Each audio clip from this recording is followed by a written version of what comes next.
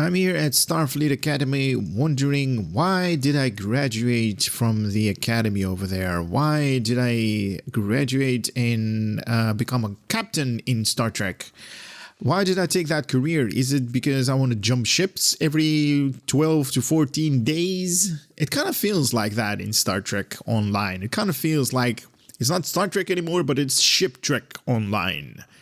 Anyway, we got a new ship inbound. Let's get to it. I want to take this opportunity to thank all of the channel supporters out there that are supporting the channel financially. And if you are willing to do so yourself, there is a link in the video description. So this is the new ship. It's Booker's Frigate. Now, obviously, if you guys have seen the Discovery TV show, you have seen this particular vessel plenty of times featured doing some really weird stuff in the TV show, and it's kind of interesting that they are putting the mechanics into the game.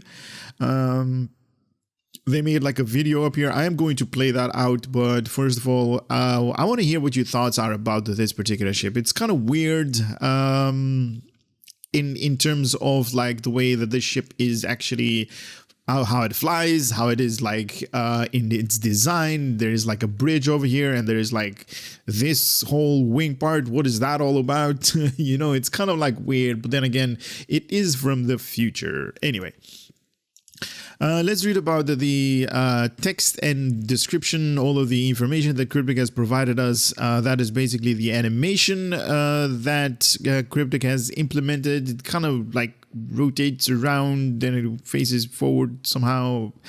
There is also the innate ability, morphing reversal. There's a universal console. There's a starship trait. There is 23rd century phaser weapons. A lot of good stuff. And this thing also features a special pilot maneuvers all across the board. So definitely interesting, and let us read about this thing. But first of all, I'm going to rewind everything that I saw. I'm going to put it on full screen for you guys. Now this is Cryptic's own take on how this particular ship is meant to be. So here we go.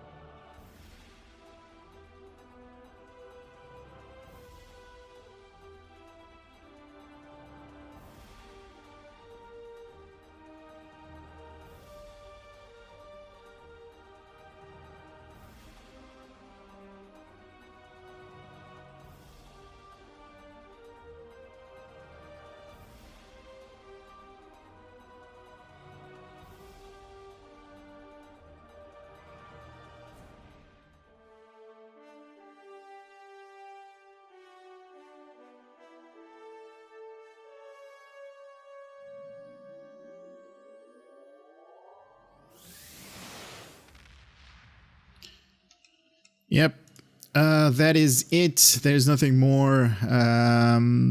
To be honest, I kind of like it. I kind of enjoy the way that they're doing it, but come on, those demo record positionings of your cameras, those could be much better. If you're interested in demo record, I'm going to make a tutorial very soon in the channel. I'm going to go through it in depth, in details. So stay in the channel, or at least look forward to those particular videos if you are willing to make some kind of like animation or cinematics in Star Trek Online with your particular ship, for ground over space. If you want to showcase your captain, your character, your bridge officers, everything is possible. But anyway, that's a totally different video. Let's read about this. The current run of the Infinity Lockbox will continue with the addition of items found in the Angel Wake Lockbox, as well as yet another new starship. So I want to emphasize this, yet another new starship. Now, the previous starship that they made, this particular one, the Jovian Raider, this came out April 15. It is stated right here, April 15. And this thing will be available on May 4th. So basically like 2 days. 2 weeks. Within 2 weeks, we're getting 2 different ships inside the Infinity Lockbox. I think that's just a little bit too much, to be honest. Too much, too soon, too just pushing it out there just to have ships and you guys can play with it. My opinion, obviously, you guys can go nuts on the comment section. I'm going to read everyone's comment section out there, and I'm very interested in what you guys think about it. For me, this is just too fast. These ships are just... We just got a new ship 2 weeks ago, and some of us are still farming to obtain a lot of resources just to get that particular ship, and they're like, here, another one. Anyway, starting May 4th, players on the PC will have a chance to obtain the what now? Kwejian. The Kwejian. Okay, that's how she read this. Pilot frigate with this agile and versatile vessel was flown on screen. The former courier Cleveland Booker as an ally of the Discovery during season 3 of Star Trek Discovery. Continue reading. Yes. Few ships so perfectly very high maneuverability and sturdy defenses as these frigates, while ships of its class are more frequently used for privateer pilots, smugglers, and other fringe type of the most frequent look to run from a fight. The overall design is more capable of standing toe-to-toe with other modern ships of its line and has an edge in combat against large, bulkier capital vessels. Its integrated morphing technology also adds the flexibility and versatility, making this ship a truly joy to pilot. Ooh, a joy to pilot. And an exceedingly difficult fly to swat. Okay. Okay. That's going to be a really big fly swapper to hit this thing. But anyway, this frigate definitely holds a grudge. Okay. This starship features a commander in engineering and a pilot specialist bridge officer. So a commander in engineering / pilot bridge officer seat and a lieutenant universal command bridge officer seat. Okay, so you can definitely use like concentrated firepower on this command thing. So it is available to everybody after completing the tutorial with a hull modifier. Here we go. Hull modifier 1.15. That's very low. With a shield modifier of 0.8. Also very low. 5 weapons on the front, 3 on the aft. So it is definitely going to bring out the deeps as I am reading it right now. Device slots 3. Bridge officer station, commander engineering pilot, universal ensign, a lieutenant universal, and command universal, lieutenant command universal. 2 times command. Wait a minute.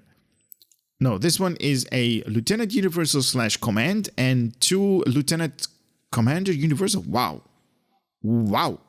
Wowzers. Console 4 tactical, 4 engineering, 3 science. That's going to scale up with the levels. If you upgrade this thing to the tier 6X version, you're going to get a universal, giving you a total of 12 console slots for you to, put consoles on. Base turn rate of 18. Boo, that's a lot. Impulse modifier 0.19, inertia rating 80, 10 weapon, 10 engine, definitely escort type like weapons that it's doing up here, definitely going to bring out the deeps in this thing. Now as you guys can see the shield and the hull modifier are kind of low, so it might be a little bit like a little bit of a glass cannon, but then again you have enough console slots to equip for survivability up here. So for engineering it's definitely going to be enough. What else? Can load dual cannons, dual heavy cannons, a battle cloak. Ooh, that's nice. So you can cloak while you are in combat. Just make sure that there is no high yield torpedo inbound when you do that. Radar flanking 33%, and when you're at the enemy's rear. Also the universal, the smasher assembly, we're going to read about that later. Pilot maneuvers, the innate ability to morphing reversal, Starship Mastery package, Frigate, so enhanced plating, weapon banks, repairs, precise weapon, and proximity alert. That's a Starship trait. For those that are interested in the Admiralty card, right here, Engineering 55, Science 20, Tactical 51. So based upon the Admiralty right here, this thing is a tanky ship, and then secondly, it is a tactical ship, but I would say it's kind of in reverse, more tactical than engineering, more survivability right there. So this is the innate ability that is going to morph out, morph reversal, initiate a sudden reversal of direction using the ship morphing mechanism. The massive power drains from this maneuver will briefly disable your weapon and auxiliary ship system. Boo! No! Okay. But you will benefit from increased critical chance and critical severity for several seconds after it is completed. So while this animation is going to continue, you can't fire and you can't utilize anything from your auxiliary subsystems as well. So power is disabled and auxiliary is disabled. Okay. This innate ability part of the ship does not require any items to be equipped in order to be active. Okay, that's nice. So this is the universal console, the smasher assembly. I'm guessing this is it. Huh? It basically does like a transwarp conduit thingy, and it just smashes through the ship and then gets back there. I don't know if you guys know it, but this is a bug that's been implemented in the game on the Klingon sides for a long time. And they made it a feature, a universal console. Anyway, reading on. The morphing tech employed by the 23rd century vessel allows the unique geometric hull configuration that can dramatically reduce and even eliminate the damage that can cause by hull-to-hull impacts. This assembly leverages its technology to turn the ship into a projectile, allowing extremely high-speed ramming maneuvers and leave the ship unscratched. Okay. While transformed into this mode, the ship can repeatedly execute the maneuver double as a, I don't know how to pronounce that. Superluminal. A superluminal smash, which deals high kinetic damage to foes in a cylindrical area of effect while sending the ship approximately 5 kilometers forwards with each successful jump. This maneuver will be executed multiple times in a short recharge as long as the smasher assembly is active. The strain this causes on other ship subsystems means it can only deploy for a limited amount of time. However, this concept provides a boost to accuracy, defense, pilot, bridge officer, ability, recharge time. Oh my god, that's a mouthful. And this console is restricted to Booker's pilot frigate, may be used in any console slots in any console slots at any given time.